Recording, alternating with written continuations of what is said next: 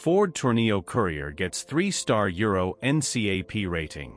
Ford Motor Company has earned a number of top ratings from Euro NCAP in recent years, including a perfect 5-star rating for more than one model.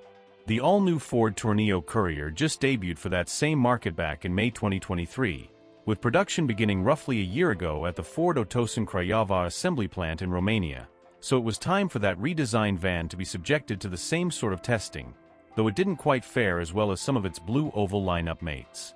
Rather, Euro NCAP assigned the Ford Tourneo Courier a 3-star rating, with scores of 62% for adult occupants, 80% for child occupants, 81% for vulnerable road users, and 54% for safety assist. There were a few areas of concern discovered during this process, including vulnerabilities in frontal impact testing, particularly the head area of rear seat passengers. In the full-width rigid barrier test, protection of the rear passenger's head was rated as poor, based on dummy readings of deceleration, and the car scored no points for this test, the agency noted. In terms of road users, Euro NCAP noted that the system's response both to pedestrians was adequate, but the system does not react to pedestrians to the rear of the car. The system's performance in tests of its reaction to cyclists was good, but there is no protection against dooring, where a door is suddenly opened in the path of a cyclist approaching from behind.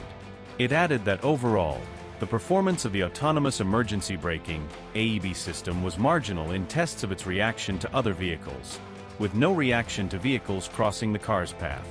These results aren't necessarily bad, but do come as a slight surprise given the stellar 5-star ratings many other new blue oval models in Europe have received in recent months. That list includes the Ford Tourneo Connect, the Ford Transit Courier, and the Ford Explorer EV, while the Transit Connect was also awarded a Euro NCAP Platinum Award, too. If you enjoyed this review, be sure to like this video, subscribe to our channel for more exciting car reviews.